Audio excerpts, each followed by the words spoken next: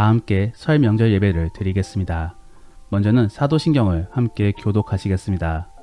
우리는 어떻게 하나님을 믿습니까?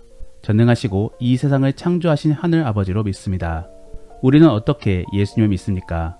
그는 유일한 하나님의 아들이십니다. 그는 성령으로 잉태되어 동정녀 마리에게 나셨으며 본디오 빌라도에게 고난을 받아 십자가에 죽으셨습니다. 장사된 지 3일 만에 죽은 자 가운데 부활하셨으며 하늘로 올라가시어 전능하신 하나님 우편에 앉아 계시다가 훗날 산자와 죽은 자를 심판하러 오심을 믿습니다. 우리는 또 무엇을 믿습니까? 삼위일체소 성령님을 믿습니다. 이 교회는 예수님이 머리가 되신과 함께 주 안에서 교제를 가져야 됨을 믿습니다. 그리고 우리의 죄를 용서해 주실 것과 부활과 영생을 믿습니다. 아멘. 다 함께 찬송가 220장을 찬양하시겠습니다.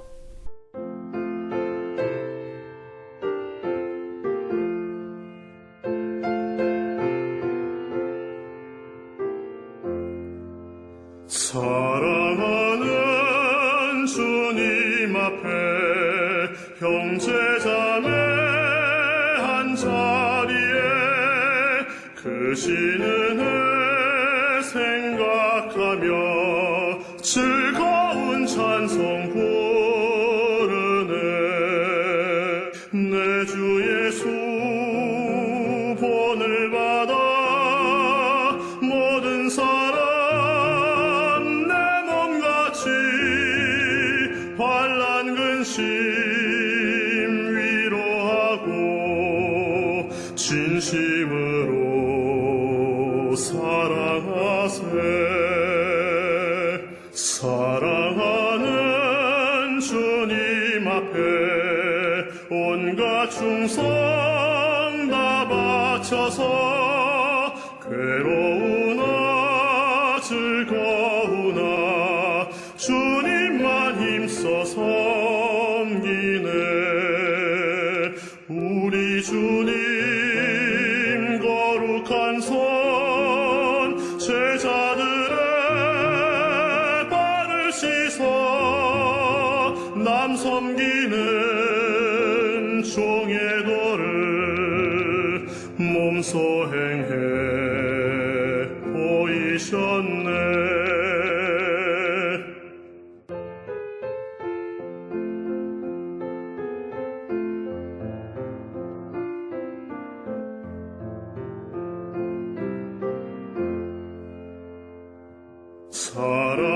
사랑하는 주님 예수 같은 주로 섬기나니 한 피바다 한 몸 이룬 형제여 친구들이여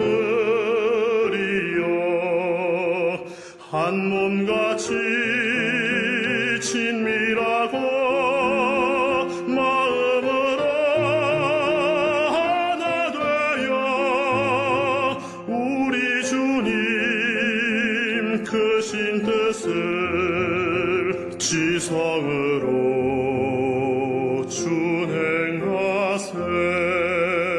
오늘 나눌 하나님의 말씀은 잠언서 19장 13절부터 15절까지의 말씀입니다. 함께 이야기 성경을 들어보시겠습니다. 미련한 아들은 그의 아비의 재앙이요 다투는 아내는 이어 떨어지는 물방울이니라. 집과 재물은 조상에게서 상속하거니와 슬기로운 아내는 여호와께로서 말미암느니라. 게으름이 사람으로 깊이 잠들게 하나니 태만한 사람은 줄일 것이니라. 오늘은 설을 맞이하여 잠시 하나님의 지혜를 엿보려고 합니다. 하나님께서는 우리가 행복하기를 원하십니다. 그러므로 가정을 허락하셨고 사람들과 교제를 가질 수 있게끔 만들어 주신 것입니다. 이러한 부분들 속에 우리는 명절을 맞이하여 이렇게 함께 교제할 수 있게 된 것입니다. 다만 하나님만 원한다고 하여서 복된 명절을 가질 수 있는 것은 아닙니다. 주의 뜻에 따라 우리도 순종할 수 있어야지만이 결국 복된 평화를 누릴 수 있는 것입니다. 그러므로 저는 솔로몬의 지혜를 통하여 어떻게 하면 주가 원하시는 복된 가정을 얻을 수 있는가를 함께 살펴보려고 합니다. 첫 번째로는 서로 간의 경청의 모습이 있어야 되는 것입니다. 오늘 본문의 13절 말씀에서는 지혜롭지 못한 아들에 대하여 전해주고 있습니다. 다만 실제적으로는 들을 귀가 닫힌 그런 아들에 대하여 전해주고 있는 것입니다. 그러므로 잠언서 12장 15절 말씀에서는 미련한 자는 자기의 행위를 바른 줄로 여기나 지혜로운 자는 권고를 듣는다라고 전해주고 있는 것입니다. 결국 겸손 속에 듣는 귀가 있어야지만이 평화를 누릴 수 있는 것입니다. 사람들은 자기의 고집 때문에 상대방의 말을 잘 들으려고 하지 않습니다. 그렇다 보니 결국 불통이 되고 불화로 이어지게 되는 것입니다. 실제로 솔로몬의 경우도 그렇게 지혜가 많았지만 경청의 능력은 떨어졌습니다. 그러므로 주변에 사람들이 없었고 결국에 나라가 둘로 나뉘어지게 된 것입니다. 솔로몬이 총명했을 때는 어떠한 태도를 보였습니까? 일천번제 속에서도 듣는 길을 위하여 간과하였고 그러한 지혜 속에 그는 현명한 판단을 내릴 수 있었습니다. 결국 경청의 능력이 지혜가 될 수 있는 것입니다. 우리 안에는 얼마나 서로의 말을 들어주고 있습니까? 한번 생각해 보기를 원합니다.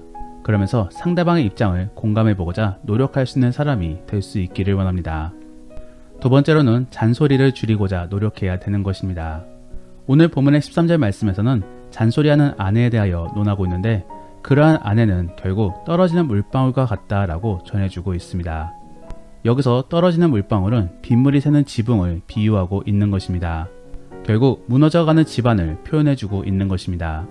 그러면 잔소리가 그렇게 위험한 이유는 무엇입니까? 잔소리는 결국 불화와 함께 오해의 소지를 만들 수 있기 때문입니다. 즉 사랑과 관심 속에서 잔소리를 하였지만 듣는 사람에게는 미움과 함께 오해를 가질 수 있게끔 만들어줄 수 있기 때문입니다. 그러면 잔소리를 하면 안 되는 것입니까? 어찌 보면 조언이 바로 잔소리입니다. 다만 그 어투 때문에 잔소리라는 부정적인 표현으로 쓰여지게 되는 것입니다. 그렇기 때문에 우리는 조언과 잔소리는 한 끗 차이라는 그러한 생각을 가짐으로 지혜롭게 조언하고자 노력해야 되는 것입니다. 그러면 어떻게 조언하는 것이 지혜로운 방법입니까? 우선은 앞서도 이야기했듯이 경청 속에 상대방의 입장을 들어보고 공감 속에 이야기해줘야 되는 것입니다. 그 다음으로는 속으로 기도함 속에 부드럽게 전해줘야 되는 것입니다.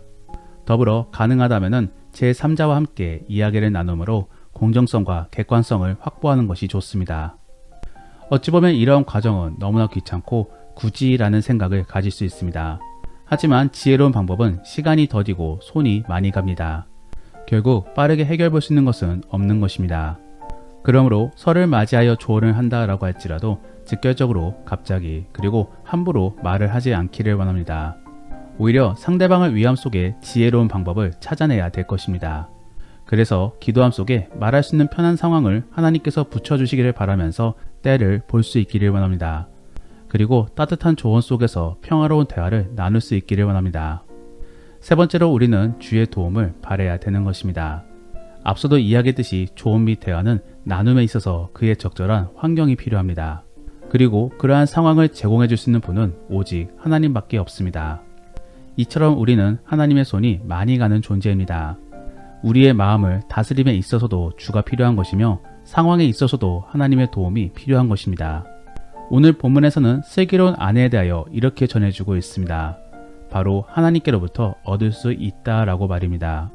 이게 무슨 말이겠습니까? 결국 생사화복 및 만남의 축복 등이 모두 하나님께로 달려있다라는 것입니다. 그러므로 우리는 주님을 의지해야 되는 것입니다. 어떠한 사람들은 그러한 것이 어디 있느냐라고 빈정거릴 수 있습니다. 하지만 그러면서도 재수나 운에 대해서는 대체적으로 믿는 편입니다. 즉 무언가 알 수 없는 힘이 있다라는 사실은 믿고 있는 것입니다. 우리 기독교는 그러한 힘이 하나님께로부터 나오고 그러한 사실을 섭리라고 믿습니다. 결국 만남의 축복 및 앞서 이야기했던 상황들 모두 하나님께로부터 나오는 것입니다. 그러므로 우리는 그러한 주님을 의지해야 되는 것입니다. 사람들은 명절 속에 예배를 드리는 것에 대하여 제사를 대체하는 것이라고 생각합니다. 저는 그렇게 생각하지 않습니다. 우리는 애초부터 제사를 인정하지 않기 때문에 그러한 예배를 드릴 필요는 없습니다. 다만 주 안에서 교제하기 위하여 예배가 필요한 것이고 그러함으로 교제 속에 설교가 딱딱하다라고 한다면 그냥 교제만 해도 괜찮습니다. 결국 주 안에서 교제하는 것이 중요한 것이지 예배 형식이 중요한 것은 아닌 것입니다. 사랑하는 성도 여러분, 주님을 의지하는 것은 결국 주 안에서 말씀을 나누는 것이고 주 안에서 서로 축복해 주는 것이며 주님이 이루어주신 결과에 대하여 만족하며 감사하는 것입니다. 그러한 것이 바로 명절 예배 안에서 나와야 되는 것입니다. 그러한 측면에서 오늘은 어떠한 이야기를 나누시겠습니까? 주님을 소재로 이야기를 나누어 보시기를 바랍니다. 마지막으로 우리는 성실해야 됩니다. 각자가 맡은 역할을 잘 감당해야 되는 것이며 그러한 부분들 속에 우리는 서로를 인정해줘야 되는 것입니다. 성실과 인정은 함께 가야 됩니다. 성실만 있다면 시기와 질투 그리고 비교로 인한 다툼이 있을 것이고 인정만 있다라고 한다면 결국 모두가 나태해지게 될 것입니다. 그러므로 우리는 성실과 함께 인정이 있으므로 서로를 칭찬해 줄 수 있어야 되는 것입니다. 오늘 본문에서는 게으름과 태만에 대하여 전해주고 있습니다. 그러면서 현실 밖의 사람이 될 수도 있음을 전해주고 있습니다. 여기서 깊이 잠을 자는 것은 게으름 배짱이를 암시해주고 있습니다. 현실의 도피함 속에 그저 상상의 나래만을 펼치고 있는 것입니다. 꿈을 꾸고 상상하는 것은 좋습니다. 다만 현실이 담보되어야지만이 좋은 것입니다. 성실 속에 꿈을 꿔야 좋은 것이지 게으름 속에 꿈을 꾸는 것은 좋지 않습니다. 그러한 부분들 속에 우리는 성실한지를 생각해 보시기를 바랍니다. 내가 성실한지를 알 수 있는 방법은 계획이 있고 그 계획대로 움직이고 있는지를 살펴보면 되는 것입니다. 그러한 부분들 속에 결국에 성실한 모습을 가질 수 있기를 원합니다. 그래야만 잔소리도 없어질 것이고 인정 속에 평화로운 가정을 만들 수 있을 것입니다. 말씀을 정리합니다. 오늘은 솔로몬의 지혜를 통하여 우리는 어떻게 해야지만이 평화로운 가정을 만들 수 있는지를 함께 살펴보았습니다. 먼저는 경청의 능력을 키우시기를 바랍니다. 그래서 공감의 능력을 가짐으로 상대방의 입장을 잘 살펴봐 주시기를 바랍니다. 두 번째로 우리는 지혜롭게 조언할 수 있어야 되는 것입니다. 지혜가 없으면 결국에 잔소리가 되는 것이고 그로 인하여 싸움과 분란이 일어날 수 있습니다. 그러므로 지혜를 강구함 속에 슬기로움으로 복된 교제를 가질 수 있기를 원합니다. 세 번째로 우리는 하나님을 의지해야 되는 것입니다. 환경 및 상황 그리고 모든 축복들은 하나님께로부터 옵니다. 우리의 능력으로 되는 것은 하나도 없습니다. 그러므로 하나님을 의지함 속에 주의 축복을 바라고 그러한 태도 속에 결국에 주 안에서 교제할 수 있기를 원합니다. 마지막으로 우리는 성실해야 되는 것입니다. 결국 성실하지 못한 사람은 주변에 피해를 줍니다. 그리고 자기 자신도 파괴하게 됩니다. 그러므로 우리는 성실 속에서 긍정적인 생각을 가져야 되는 것이고 주가 주신 지혜 속에 우리는 서로를 인정해줘야 되는 것입니다. 정말로 그러한 지혜로운 모습 속에 평화로운 가정을 만들 수 있기를 원합니다. 기도하겠습니다. 하나님, 설을 맞이하여 믿음의 가정 안에서 함께 예배드릴 수 있게 하시니 감사합니다. 비록 믿음이 없어도 이렇게 들을 수 있게 하시니 감사하고 이렇게 같이 예배드릴 수 있게 하시니 감사합니다. 우리가 주 안에서 평안을 누리기를 원합니다. 그러므로 가정 가운데 평안과 함께 사랑을 주옵소서. 그래서 서로를 이해하고 배려함 속에 복된 가정을 이룰 수 있게 도와주옵소서. 모두의 발걸음을 축복하시어 가는 곳마다 예수의 향기를 나타낼 수 있게 도와주옵소서. 그리고 그를 통하여 많은 사람들이 복을 누릴 수 있게 도와주옵소서. 감사합니다 주님, 예수님의 이름으로 기도드립니다. 아멘. 다시 한 번 더 기도합니다. 이제는 예수 그리스도의 놀라우신 은혜와 하나님의 선하신 사랑하심과 성령의 감화감동 교통하신 은혜가 이 자리에 함께 주의 말씀을 듣는 모든 가족들에게 영원토록 함께 하시기를 예수님의 이름으로 축원하옵나이다. 아멘.